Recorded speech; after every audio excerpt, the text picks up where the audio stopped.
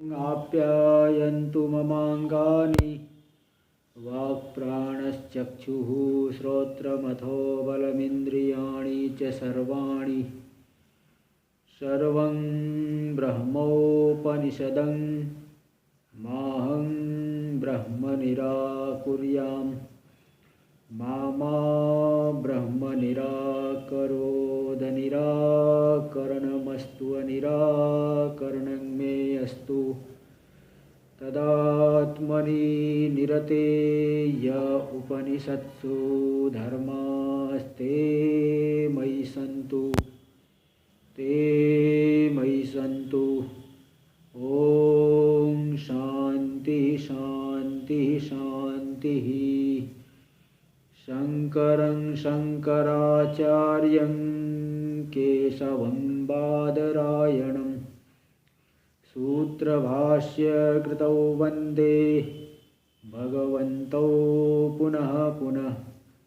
ईश्वरो गुरुरात्मेति मूर्तिभेदविभागिने व्योमवद्व्याप्तदेहाय दक्षिणामूर्तये नमः।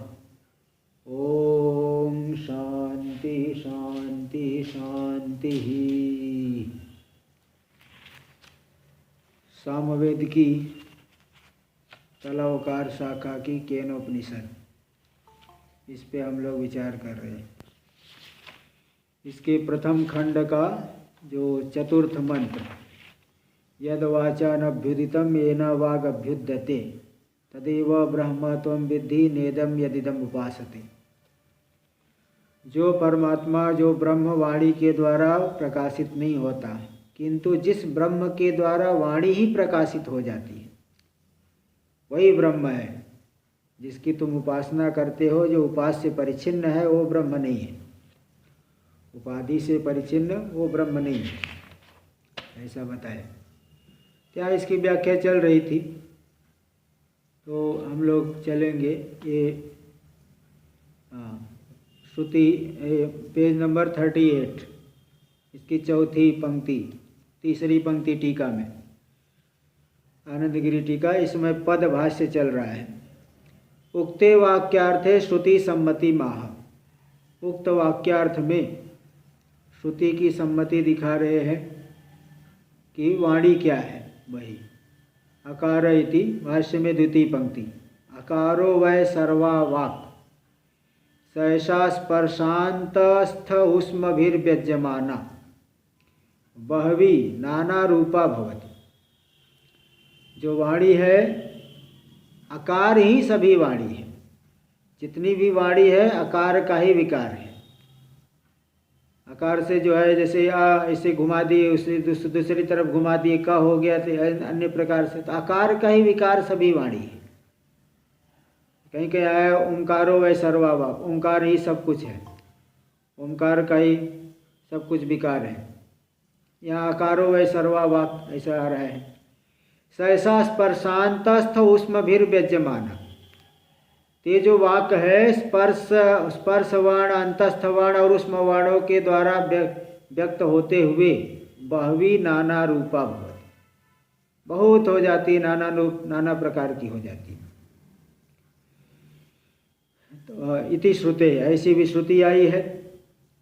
तो मितम अमितम स्वर सत्यानृतेयो विकारो यस्या। जो मित यानी हो गया ऋग्वेद, जिसमें जो है नियत अक्षर के द्वारा पाद की पूर्ति होती, मतलब जिसमें छंदोबद्ध मंत्र है, छंदों के द्वारा बांधे गए मंत्र, छंदोबद्ध मंत्र। और अमित हो गए तो जिसमें छंदोबद्ध नहीं है, गद्यात्मक है, यजुर्वेद, इनके मंत्रों को कहा जाएगा अमित। स्वर हो गए साम, जिसमें स्वर से गान किया जाता है। और सत्यानृत्य, सत्यवाणी मतलब जो जैसा अर्थ है उसका प्रकाशन करने वाली वाणी। और अनृत यानी विपरीत अर्थ का प्रकाशन करने वाली वाणी। ये सब ही सत्यानृत्यो विकारो यस्या, ये सभी जिनके विकार है, जिनके विवर्त है जिस वाणी के, तया वाचा पदत्वेन परिच्छिन्नया, तो वही वाणी पद रूप से जो परिच्छिन्न है, विवर्तित हुई है। करण गुणवत्या, करण गुण वाली है, इंद्रिय रूपी करण है, उसके द्वारा वाणी अभिव्यक्त होती है। इसके द्वारा ऐसी जो वाणी है उसके द्वारा अनभ्युदितम, ऐसी वाणी के द्वारा ब्रह्म प्रकाशित नहीं होता, अभ्युदित नहीं होता, अप्रकाशितम, अनभ्युक्तम, अभ्युक्त नहीं होता, प्रकाशित नहीं होता ब्रह्म। किंतु जिस ब्रह्म के द्वारा वाणी ही प्रकाशित हो जाती है, ये न ब्रह्मणा विवक्षिते अर्थे सकरणा वाग अभ्युद्यते, जिस ब्रह्म के द्वारा विवक्षित अर्थ में इंद्रिय के सहित वाणी प्रकाशित हो जाती है। भाई चैतन्य ना हो तो कौन प्रकाशन करेगा? चैतन्य के द्वारा ही विवक्षित अर्थ, जैसे विवक्षित अर्थ जिस अर्थ को कहना है, जिस अर्थ का कथन करने के लिए वाणी प्रयोग की गई है।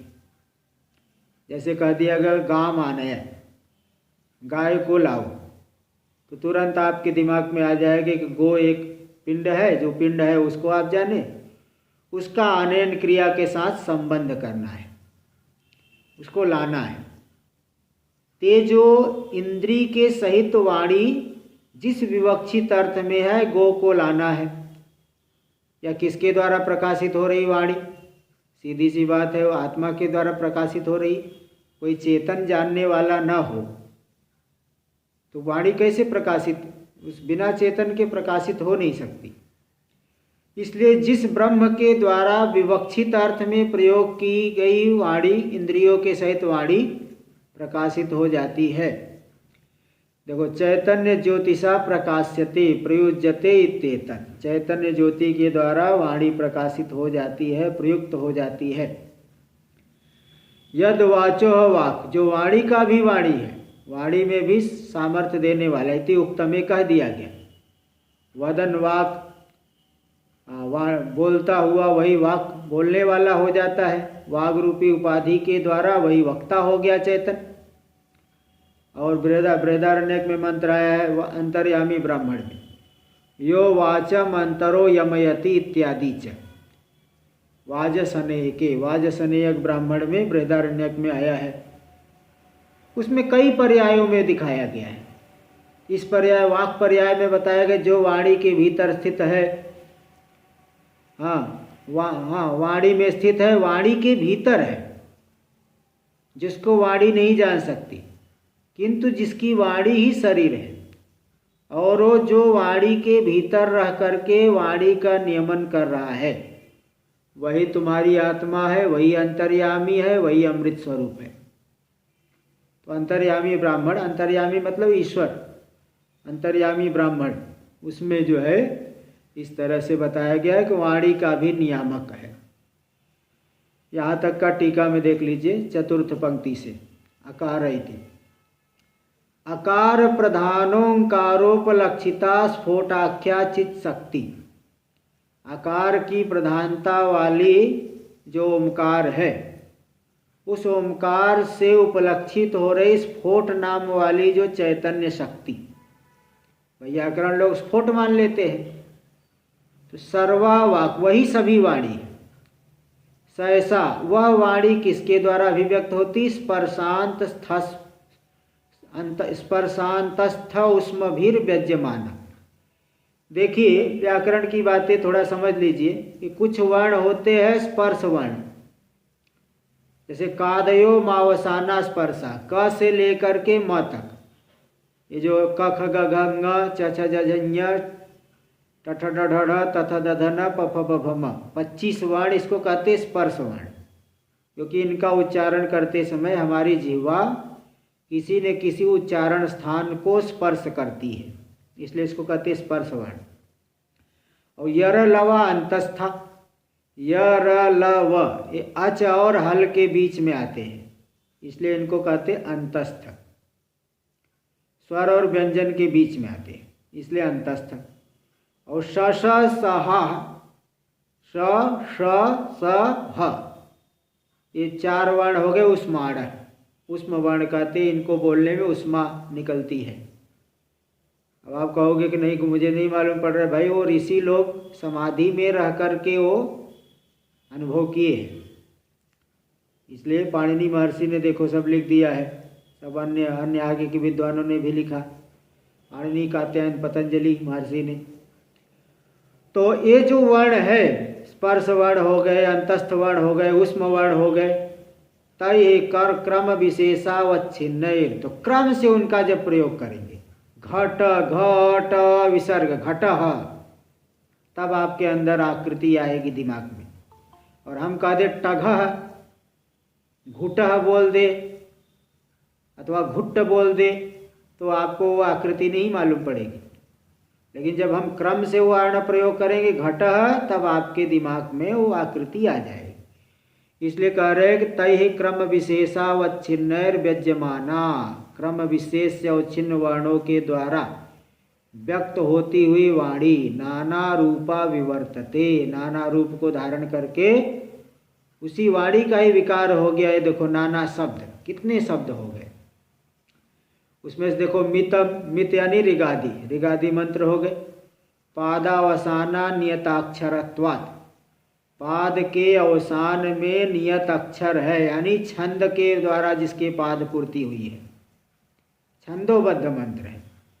और अमितम याजी यजुरादि, अनियताक्षर पादावसानत्वात् यजुरादि मंत्र हो गए, यजु आदि, जिनके जहाँ पे नियत अक्षर के द्वारा पाद की पूर्ति नहीं होती, छंदोबद्ध नहीं है। ये अमित से ले लिया गया, अमितम से ले लिया गया यजुरादि मंत्र को। स्वर साम, स्वर से लेना साम मंत्र को, क्यों? क्योंकि उसमें स्वर यानी गायन होता है, गीति प्राधान्य, गान की प्रधानता है, गायन की प्रधानता है। और सत्यवाणी क्या है? यथा दृष्टार्थ वचनम, जैसा देख के आए हो वैसा बोलोगे तो सत्यवाणी कही जाएगी। और अनृतम यानी तद विपरीतम, झूठवाणी अनृतवाणी क्या है कि जैसा देख के आए उसका विपरीत बोल दी, किसी को पागल बनाने के लिए, मूर्ख बनाने के लिए। ते सब वाणी जो है जिसके इस प्रकार की, जिसके विकार है, जिसका विवर्त है, और उसके में करण कौन है? करणम वाग इंद्रियम गुण उपसर्जनम यस्या, जिस वाणी में करण जो वाग इंद्रिय है, गुण है, उपसर्जन है, शब्द तो प्रधान है, साधन जो है गौण होता है, लक्ष्य प्रधान होता है। तो वाग इंद्रिय हो गई जिसमें गुण, उपसर्जन गौण, सा करण गुणवती, वह करण गुण वाली है वाणी। तो वह अक्षरों के माध्यम से अभिव्यक्त होती है। देख लीजिए आगे पहले मंत्र में, इसके आगे मंत्र में उतना आगे का हिस्सा देखिए, अंतिम पंक्ति, इसमें मंत्र नहीं है, भाष्य में, भाष्य में देखिए 38 पेज पे ही अंतिम पंक्ति, या वाक् पुरुषेषु सा घोषेषु प्रतिष्ठिता, जो वाणी पुरुष में विद्यमान है वह घोष यानी वर्णों में प्रतिष्ठित है, क्योंकि बिना वर्ण के वाणी की अभिव्यक्ति नहीं हो सकती, इसलिए वर्णों में प्रतिष्ठित है। कश्चित तांग वेद ब्राह्मण, कोई कोई ब्रह्मवेत्ता पुरुष उस वाणी को जान पाता है, उसको पूरी तरह से समझ पाता है। इति प्रश्नम उत्पाद्य, ऐसा जो है वेद में प्रश्न की उत्पत्ति करके प्रतिवचन कहा गया, उत्तर दिया गया। सा वाग यया स्वप्ने भाषते, वाणी वही है जिसके द्वारा स्वप्न में पुरुष बोलता है। अब बताइए स्वप्नावस्था किसे कहते हैं? करणेषु उपसंहृतेषु जागरित संस्कार जह प्रत्यय स विषय स्वप्न इति उच्यते। हमारी सभी इंद्रियां जब लीन हो जाए, मन तो रहता है, बाकी सभी इंद्रिय लीन हो गए, तो सभी इंद्रियों के लीन हो जाने पर भी जागृत अवस्था के संस्कारों से, जहाँ पे विषयों के सहित ज्ञान होता है, स्वप्नावस्था में ज्ञान, केवल ज्ञान नहीं, विषय भी मालूम पड़ रहा है, यद्यपि वो विषय मिथ्या है तो भी विषय के सहित ज्ञान हो रहा है, सभी इंद्रियों के लीन हो जाने पर भी संस्कार के माध्यम से। ऐसी जो वृत्ति को कहते स्वप्न, स्वप्नावस्था। ऐसे जो ज्ञान को स्वप्नावस्था वो कहते हैं। स्वप्नावस्था में वाणी तो नहीं है, लेकिन पुरुष जो है बोलता हुआ मालूम पड़ता है। बोल रहे नहीं, ये जो है अनित्य वाणी भले नहीं है, लेकिन नित्य वाणी सदा ही है। सा वाग यया स्वप्ने भासते। वाणी वही है जिसके द्वारा स्वप्न में पुरुष बोलता है। अभी यहाँ तक पहले टीका में देख लीजिए, पिछले पृष्ठ पे थोड़ी सी एक पंक्ति रह गई। पुरुषेषु चेतनेषु या वाक् शक्ति। पुरुष जो चेतन है उसमें जो वाक् शक्ति है, सा घोषेषु वर्णेषु प्रतिष्ठिता। वह वाक् शक्ति वर्णों में प्रतिष्ठित है। क्यों? क्योंकि तद व्यंग्यत्वात्, उस वर्णों के द्वारा अभिव्यक्त होती है वाणी। इसलिए वाणी घोषों में, वर्णों में ही प्रतिष्ठित है। देखो वाणी की इतनी व्याख्या चल रही। क्यों व्याख्या चल रही? क्योंकि मंत्र में यही आया कि यद वाचानभ्युदितम, जो ब्रह्म वाणी के द्वारा प्रकाशित नहीं होता। तो पहले वाणी का मतलब क्या, ये तो जानना पड़ेगा। इसलिए वाणी को भी वह प्रकाशित कर रहा है, क्योंकि वह नित्य चेतन स्वरूप है। भाष्य में देखिए आगे, द्वितीय पंक्ति, साहि वक्तुर्वक्ति नित्या। वो जो स्वप्नावस्था में भी जिस वाणी के द्वारा बोलता है, वह वक्ता की वक्ति, नित्य वक्ति है। वक्ति वाग इंद्री का भी साक्षी जो है। नित्या वाक चैतन्य ज्योति स्वरूपा, चैतन्य ज्योति स्वरूपा नित्या वाक, नित्य वाणी है। तो नई वक्तुर्वक्तिर भी परिलोपो विद्यते। वक्ता की वक्ति जो साक्षी है, वक्ता को, वाणी को भी जो जानने वाला, उसका भी परिलोप कभी नहीं होता, उसका लोप कभी नहीं, नाश कभी नहीं होता। इति श्रुते है, ऐसी श्रुति है। इसलिए वहाँ पे जिसके द्वारा स्वप्न में बोलता है, स्वप्न में सभी वस्तुओं को जानता है, वही है, वही वो ब्रह्म है, परमात्मा है। देखो तदेव आत्मस्वरूपम ब्रह्म, वही जिसका कभी लोप नहीं होता, नित्य चैतन्य, चैतन्य ज्योति स्वरूप, वही आत्मस्वरूप, वही ब्रह्म है, वही आत्मस्वरूप है। निरतिशयम, वह कैसा है तत्व? निरतिशय, उसमें कोई तारतम्य नहीं, अतिशय नहीं है, छोटा बड़ापन नहीं है। भूमाख्यम, भूमा संज्ञक वह तत्व है। व्यापक, बहु नाम बहोर्भाव इति भूमा, व्यापक, व्यापक तत्व। बृहत्वाद ब्रह्म, वह व्यापक होने से ब्रह्म है। इति विद्धि विजानी ही त्वम, तो ऐसा तुम जान लो, जो वाणी को भी प्रकाशित कर रहा है वही ब्रह्म है, ऐसा तुम जान लो। टीका में देख लीजिए, तदेव इति एवकारस्य कृत्यमा, उसी को ब्रह्म जानो। तदेव, वहाँ एव शब्द आ गया। जैसे पार्थ एव धनुर्धर, अर्जुन ही धनुर्धर है। इसका मतलब क्या है? पार्थ में जिस प्रकार का धनुर्धरत्व है, वैसा धनुर्धरत्व दूसरे में नहीं है।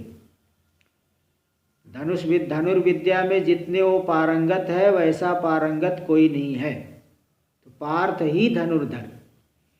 इसी प्रकार जो वाणी को भी प्रकाशित कर रहा है वही ब्रह्म है। मतलब अन्य सोपाधिक रूप जो है विनाशी, वह ब्रह्म नहीं है। यहाँ पे ये बात बताई जा रही, देख लीजिए टीका में आगे दे रहे हैं। टीका में तदेव इति एवकारस्य कृत्यमः, एवकार जो आया उसका क्या प्रयोजन है, इसको दिखा रहे यैर वागाद्युपाधि भी रीति। भाष्य में चतुर्थ पंक्ति, यैर वागाद्युपाधि भी, वाचो वाक्, चक्षुष चक्षु, श्रोत्रस्य श्रोत्रं, मनसो मनः, कर्ता भोक्ता विज्ञाता नियंता प्रशासिता विज्ञानम आनंदम ब्रह्म इत्येवम् आदयः संव्यवहारा असंव्यवहारे निर्विशेषे परे साम्ये ब्रह्मणि प्रवर्तन्ते। तान् व्युदस्य आत्मानमेव निर्विशेषं ब्रह्म विद्धि। देखो उसी को ब्रह्म जानो, यानी अन्य सभी जो औपाधिक रूप है और उपाधियां है उन सब का निराकरण करके जो वाणी में भी, वाणी का भी प्रकाशन कर रहा है, मन आदि इंद्रियों में भी सामर्थ्य दे रहा है, उसी को ब्रह्म जानो। तो देखो वही बता रहे, यैर वागादि भी उपाधि भी, जिन वागादि उपाधियों के द्वारा सभी व्यवहार होता है।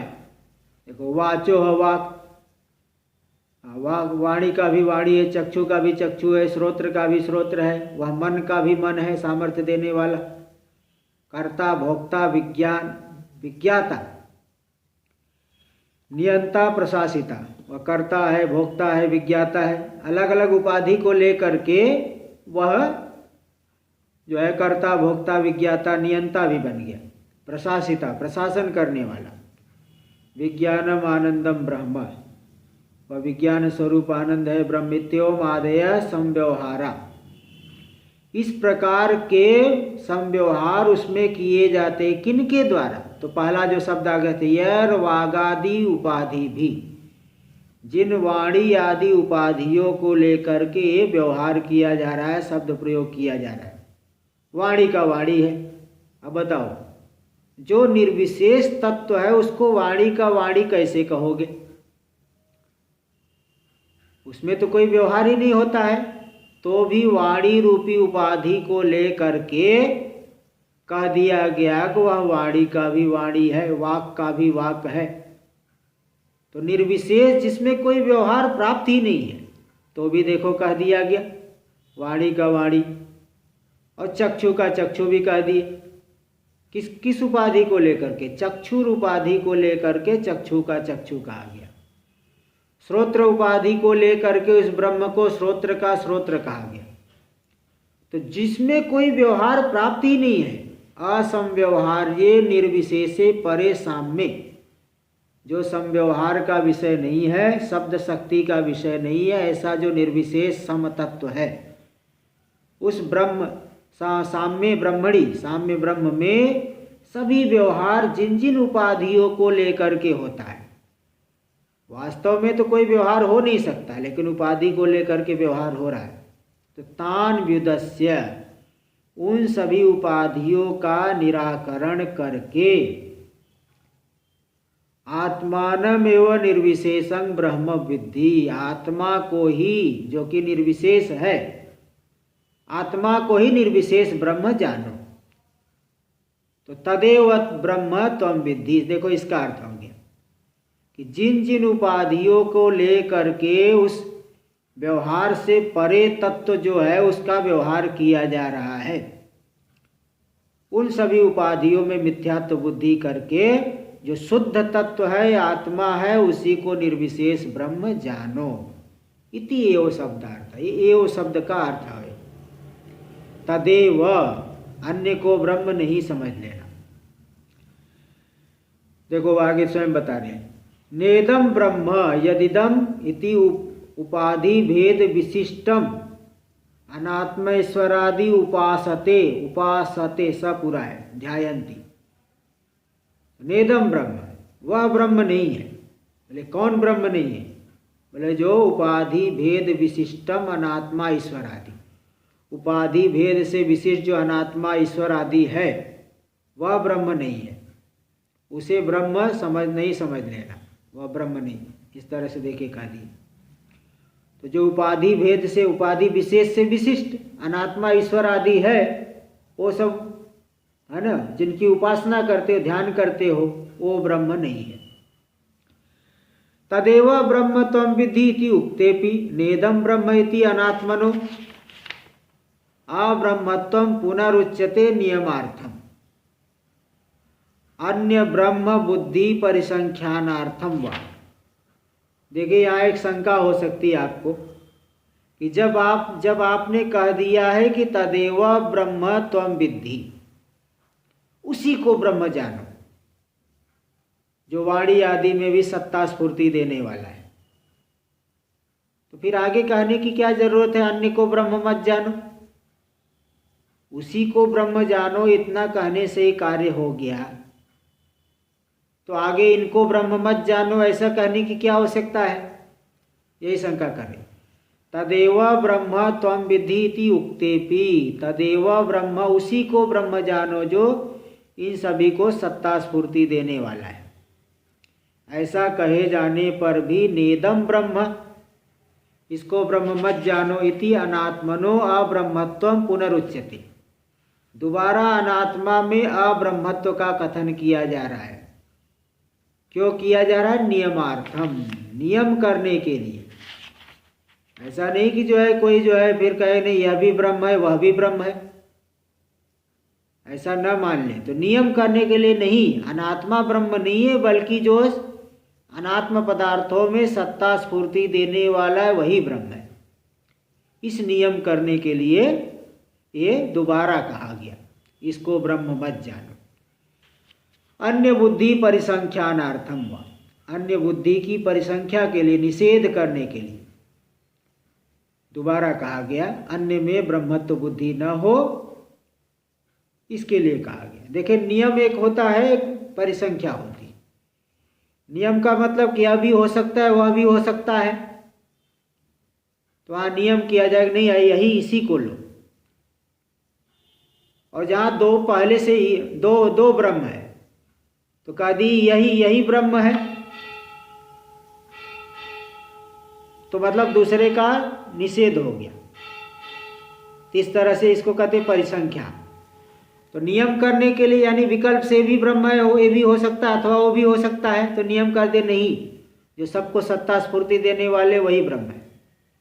और जब ये प्राप्त हो रहा है कि दोनों ही ब्रह्म है, तब परिसंख्या करने के लिए नहीं कि यही जो है सत्ता स्फूर्ति देने वाला ही ब्रह्म है।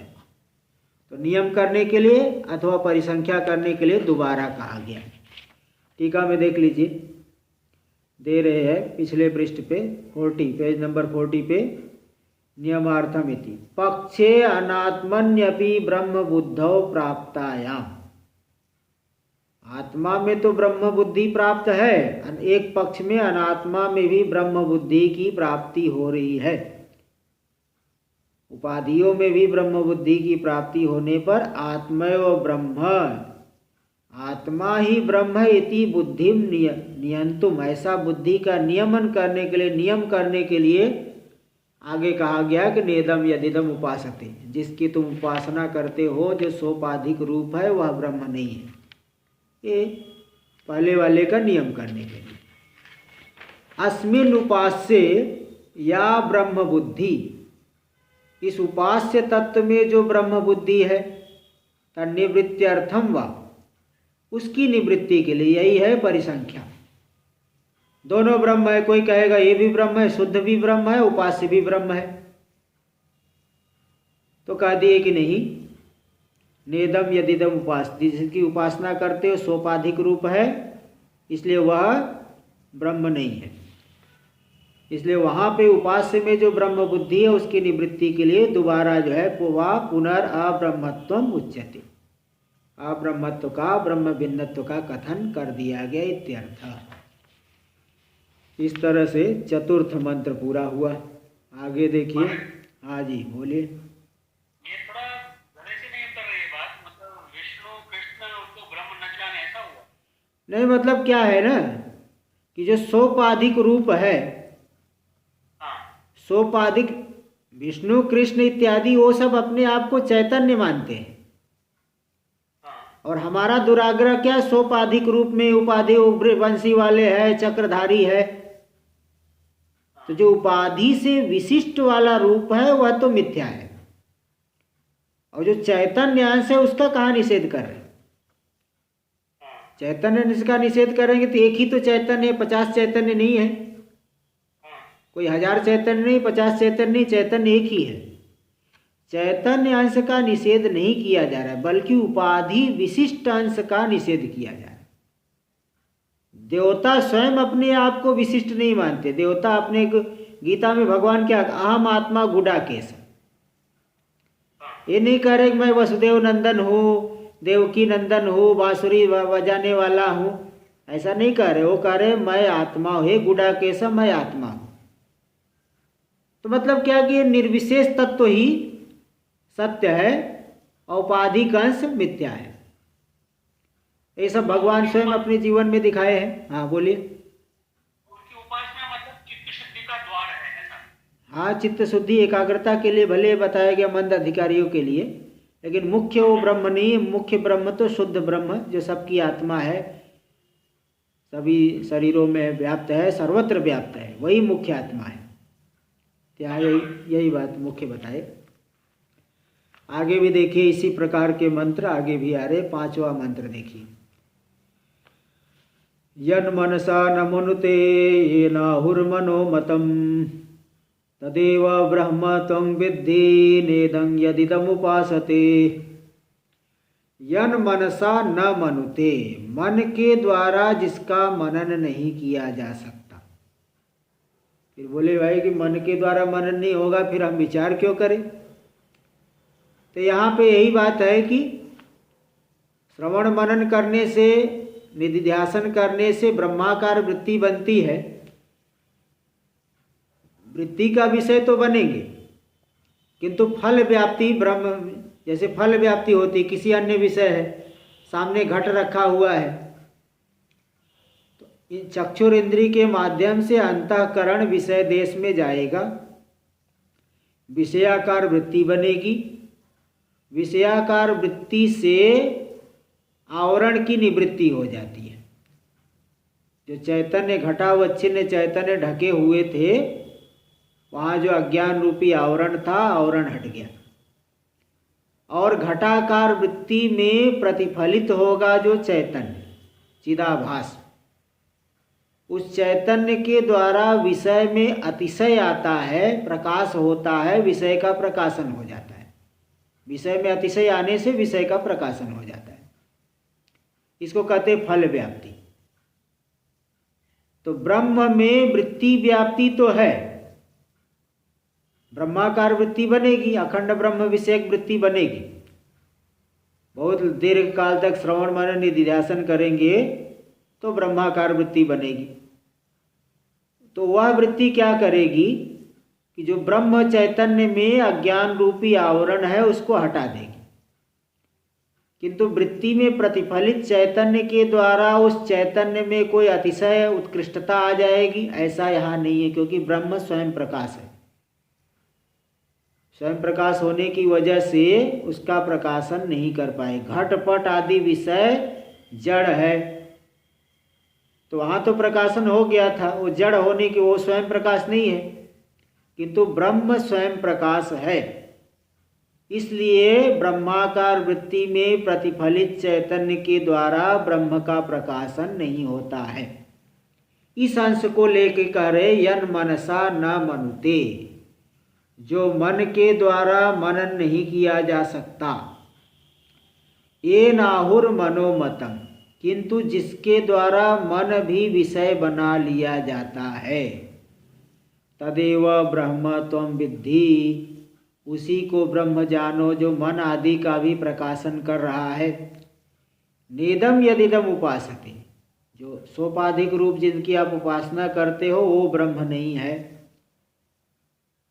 उसको ब्रह्म नहीं समझना। हमारी आत्मा तो जो शुद्ध चैतन्य व्यापक, वही हमारी आत्मा है, वही ब्रह्म है। टीका में भाष्य में देखिए, यन मनसा न मनुते, मन से किसको लिया जाए? मन इति अंतःकरणम, मन से अंतःकरण को लिया जाता है। बुद्धि मनसोर एकत्वेन गृह्यते, बुद्धि और मन में एकता करके, दोनों तो मन एक ही है, एक ही अंतःकरण। तो मन ऐसे अंतःकरण लेना, बुद्धि और मन की एकता करके एक अंतःकरण को ही ले लेना। उसमें जो है चित्त और अहंकार भी लेना हो तो उनका भी नहीं, दोनों बुद्धि और मन में अंतर्भाव हो जाता है। इसलिए चारों मनोबुद्धि चित्त अहंकार सबके सब इसी में मन शब्द के द्वारा अंतःकरण लेने से सभी का ग्रहण हो गया। तो मन क्यों कहते अंतःकरण को? मनुते अनेन इति मनः, जिसके द्वारा वह मनन करता है वह हो गया मन।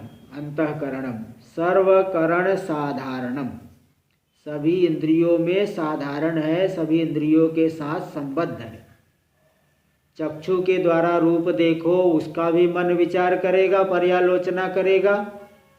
श्रोत्र के द्वारा शब्द सुनोगे, उसका भी मन पर्यालोचना करेगा।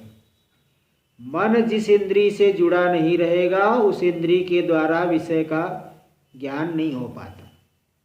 इसलिए कह दिए कि सर्वकरण साधारणम, सभी इंद्रियों के लिए यह साधारण है। क्यों? क्योंकि सर्व विषय व्यापकत्वात्, सभी इंद्रियों के विषय को व्याप्त करता है। रूप का भी चिंतन करता है, रस का भी चिंतन करता है, स्पर्श का भी चिंतन करता है, सभी इंद्रियों के विषय को व्याप्त करता है। इसलिए सर्वकरण साधारण है। तो ये मन, देखिए मन में हर प्रकार की वृत्ति होती है। इसमें उदाहरण दे रहे बृहदारण्यक के प्रथम अध्याय के पंचम ब्राह्मण का तृतीय मंत्र। कामः संकल्पो विचिकित्सा श्रद्धा अश्रद्धा धृतिरधृतिर्हीर धीर भीर इत्येतत् सर्वं मन एव इति श्रुते। देखो, कामना इच्छा वृत्ति वो मन की है। संकल्प जो शोभन बुद्धि करे, विषय बड़ा अच्छा है, वह भी मन की वृत्ति है। विचिकित्सा यानी संशय। श्रद्धा का अर्थ आप लोग जानते, गुरु वेदांत वाक्येषु दृढ़ विश्वास श्रद्धा। अश्रद्धा उस विश्वास का, दृढ़ विश्वास का अभाव होना, है अश्रद्धा हो गया। धृति यानी धैर्य, किसी साधना में जो है लंबे समय तक स्थिर रहना, धैर्य, ये हो गया धैर्य। अधृति यानी धैर्य का बिल्कुल अभाव होना। रीर यानी लज्जा, धी यानी बुद्धि, निश्चयात्मिका वृत्ति, भी यानी भय वृत्ति, डर। इत्येत सर्वं मन एव, ये सब के सब मन है, यानी मन की वृत्तियां है। उपाधि कार्य और कारण में अभेद होता है, इसलिए इनको कह दिया मन ही है।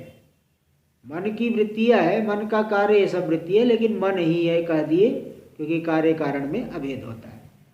इति श्रुते है।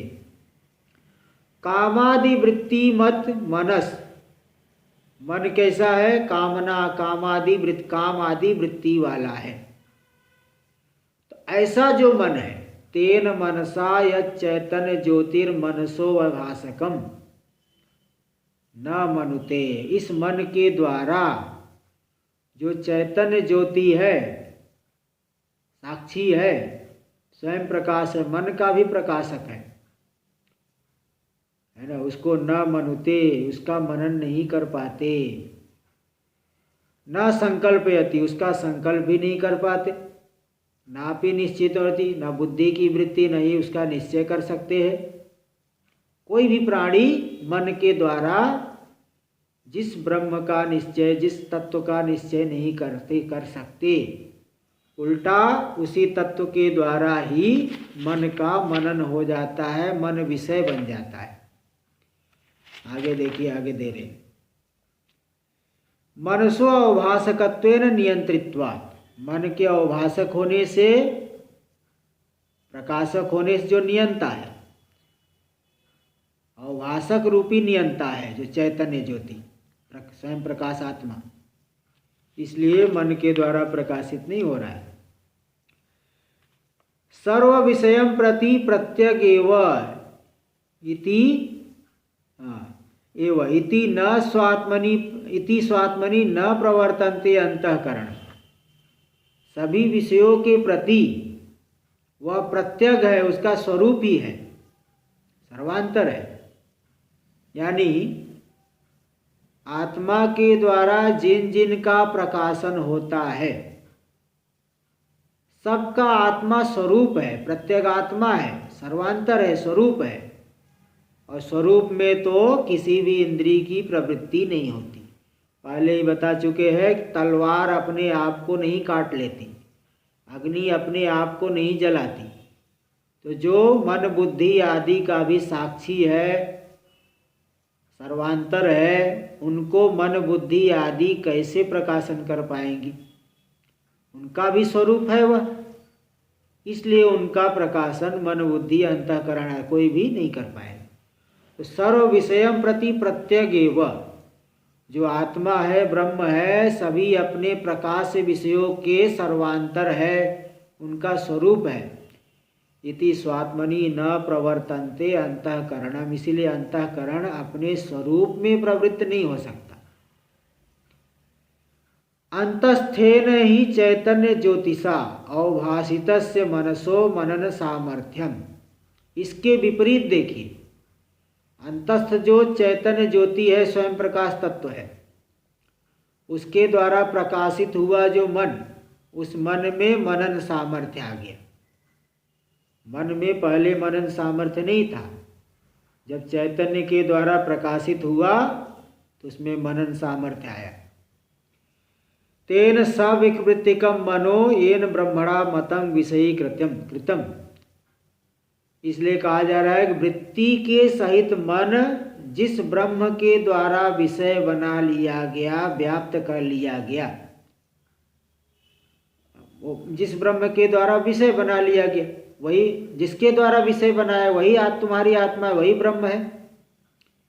देखो, तेन सवृत्तिकम मनो येन ब्रह्मणा मतम विषय कृतम व्याप्तम आहु कथयन्ति ब्रह्मविद। इसलिए ब्रह्मवेत्ता लोग, ज्ञानी महापुरुष लोग, मनीषी लोग जिस ब्रह्म के द्वारा मन को विषय बनाया हुआ कहते हैं, व्याप्त कहते हैं, वही वही इसकी सर्वात्मा है, सर्वात्मक वही है। तस्मात् तदेव मनसा आत्मानम, वही जो मन की आत्मा है, प्रत्यक चेतयिता, प्रत्यक है चेतयिता, यानी उसमें चेष्टा करवाने वाला, चेतनता प्रदान करने वाला, मन में भी। तो जो है ऐसी आत्मा, उसी को ब्रह्म विद्धि, तुम ब्रह्म रूप से जानो। और बाकी बात तो पहले बता ही चुके, नेदम यदिदम उपासते, जिसकी तुम उपासना करते हो, मतलब उपाधि विशिष्ट लेना हर जगह। शिव, विष्णु, राम, कृष्ण, दुर्गा, गणेश, कोई भी देवी देवता है, तो भाई चैतन्य रूप से तो सत्य है। चैतन्य रूप से तो हर एक प्राणी, एक छोटा सा चाहे कीट हो, कीट से लेकर के ब्रह्मा तक, चैतन्य अंश को देखेंगे तो उसका तो निषेध नहीं किया जा रहा है। हाँ, उपाधि अंश, उपाधि जो जो उत्पन्न हुआ, यद्यत कृतकम तत्तद अनित्यम, जो जो उपाधि उत्पन्न हुई है वह अनित्य होती है। जो जो कार्य रूप है, माया के द्वारा जो रूप धरे है, वह रूप भक्तों के ऊपर अनुग्रह करने के लिए किए हुए हैं, इसलिए वो वास्तविक नहीं, वो तो चित्त की एकाग्रता के लिए अथवा अन्य अनुग्रह करने के लिए धारण किए, माया के द्वारा धारण किए, इसलिए वो मायिक रूप है, वह वास्तविक नहीं है। वास्तविक स्वरूप तो यही है कि जो सभी प्राणियों के भीतर व्याप्त है। इसलिए अब वेदांत में तो मुख्य बात बताते हैं। वेदांत में यहाँ तो सब उपाधि को सत्य नहीं यहाँ सिद्ध करेंगे, यहाँ तो उपाधि को निषेध करके मुख्य जो तत्व है वही बताना रहता है वेदांत में। तो नेदम इत्यादि पूर्ववत, तो जिसकी हम लोग उपासना करते हैं, उपाधि विशिष्ट रूप, वह सत्य नहीं है, वह ब्रह्म नहीं है, चैतन्य ही ब्रह्म है। तो इस तरह से पंचम मंत्र पूरा हुआ। षष्ठ का भी देख लीजिए। महाराज जी, हाँ जी बोलिए। जो भी आपको बताया, उसका जो 42 नंबर पेज में जो टिप्पणी किया है वो गलत है क्या? अच्छा, ये जो मैंने नई वाली पुस्तक है, हाँ, 42 नंबर पेज पे क्या लिखे 42 पेज पे? दूसरा पंक्ति जो इसकी ट्रांसलेशन की हिंदी, इस उपाधि से भिन्न वस्तु की लोग उपासना करते हैं, ये गलत हुआ ना फिर? हाँ, जिस इस 42 पेज पे, 42 पेज पे जो मंत्र है, 5 नंबर का मंत्र, हाँ, उसके नीचे एक टिप है। अच्छा, मंत्र के जिससे कोई बल्कि जिससे मन, अर्थात अच्छा वो कोई नेत्र है, उसी को तू ब्रह्म जाने, जिस इस देश काल से परिचिन। हाँ, नहीं सही, 5 नंबर। अच्छा 5 नंबर। जिस इस देश काल से परिच्छिन्न की लोग उपासना करते वह ब्रह्म नहीं, तो सही तो है। नहीं, मेरा जो पुस्तक 42 नंबर पेज सुनो, 42 हाँ 42। हाँ, अच्छा, उपाधि से भिन्न वस्तु। हाँ हाँ, उपाधि से भिन्न वस्तु की लोग उपासना करते हैं वह ब्रह्म नहीं है। उपाधि से भिन्न वस्तु, उपहित से भिन्न है ना, वो होना चाहिए। उपाधि से भिन्न, चैतन्य से भिन्न होना चाहिए था। हाँ, उपाधि से तो भिन्न नहीं, वही चैतन्य से भिन्न होना चाहिए था। चलो गलती से कुछ आया है ये महाराज जी का। हाँ, चलो इसको देखेंगे, इसको सही कर लेंगे। या चैतन्य से ही होना चाहिए, उपाधि से भिन्न नहीं। उपाधि तो उपाधि की उपासना, उपाधि से विशिष्ट, बल्कि उपाधि से भिन्न नहीं बल्कि विशिष्ट होना चाहिए, विशिष्ट कर देना है वहाँ। वो भिन्न शायद गलती से होगा। हाँ चलिए, ये तो कुछ ना कुछ छूट जाता है। मैंने ही संपादन तो इसका मैंने ही किया है, कुछ छूट गया है ऐसा लग रहा है। चलिए आगे देखिए।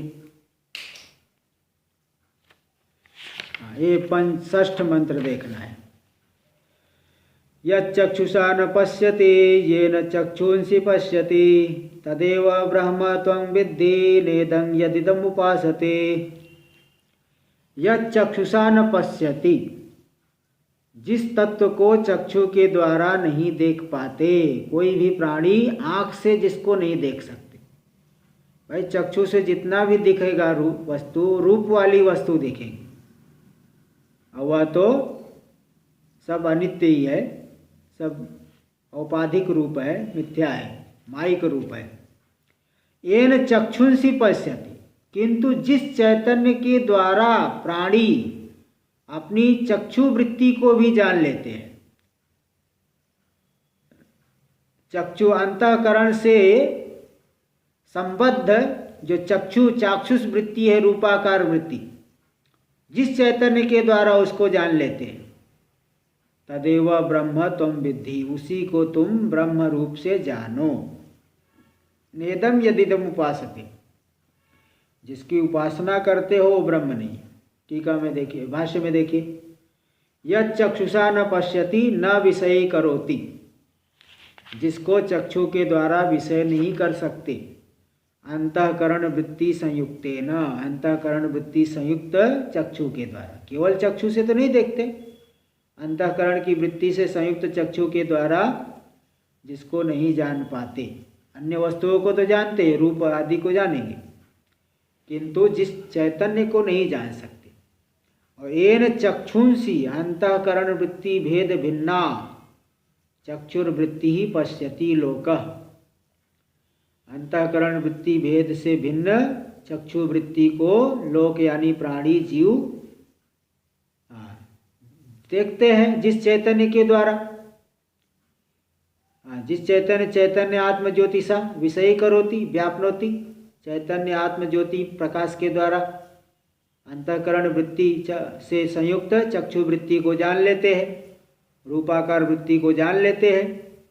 रूप ज्ञान इन सब का जिस चैतन्य से प्रकाशन हो रहा है, वही चैतन्य ही ब्रह्म है, जिसकी हम उपासना करते हैं। सोपाधिक रूप वह ब्रह्म नहीं है। टीका में दे दी, सर्वम स्पष्टम इति न व्याख्यातम। यहाँ की सब बातें स्पष्ट है, इसलिए इसकी व्याख्या नहीं की गई। आगे भी ऐसे ही दो मंत्र भी इसी प्रकार के हैं। यत् श्रोत्रेण न शृणोति येन श्रोत्रमिदं श्रुतम् तदेव ब्रह्म त्वं विद्धि नेदं यदिदम् उपासते। जिस चैतन्य को श्रोत्र इंद्रिय के द्वारा नहीं श्रवण कर सकते, येन श्रोत्रमिदं श्रुतम्, किंतु जिस चैतन्य के द्वारा श्रोत्र इंद्रिय भी विषय बन जाती है, मतलब श्रोत्र के इंद्रिय के द्वारा जो शब्दाकार वृत्ति बनती है, जिस चैतन्य के द्वारा प्रकाशित हो जाती, तदेव ब्रह्म त्वं विद्धि, उसी को तुम ब्रह्म जानो। जिसकी उपासना करते हो सोपाधिक रूप यह ब्रह्म नहीं है। भाष्य में देख लीजिए, यत् श्रोतेर्ण न शृणोति दिक् देवताधिष्ठितेन आकाश कार्य। दिक् देवता से अधिष्ठित जो आकाश का कार्य यानी अपंचीकृत आकाश के सत्व गुण का कार्य।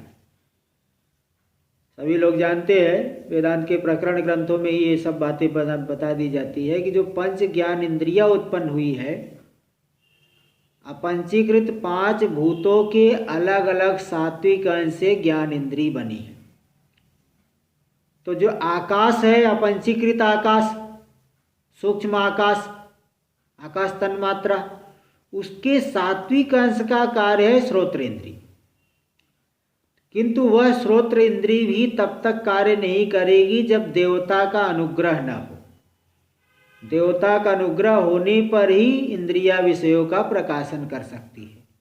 इसलिए गोलक आदि ठीक दिखने पर भी कई लोग अंधे बने घूम रहे, क्यों? क्योंकि देवता का अनुग्रह नहीं है, पाप की वजह से। तो जो श्रोत्र की इंद्री के द्वारा नहीं सुनता, जिसको नहीं सुन सकता कोई प्राणी, दिक् देवता अधिष्ठितेन आकाश कार्येण मनोवृत्ति संयुक्तेन, अंतःकरण की वृत्ति से संयुक्त जो श्रोत्र इंद्री है, जो कि दिक् देवता से अधिष्ठित है, दिक् देवता उसके अधिष्ठाता है, नियामक है, ऐसी श्रोत्र इंद्री के द्वारा भी जिसको विषय नहीं बना सकते, जिस चैतन्य को, कौन? लोको, लोको यानी प्राणी, कोई भी प्राणी उस चैतन्य को इंद्री के द्वारा नहीं जान पाते।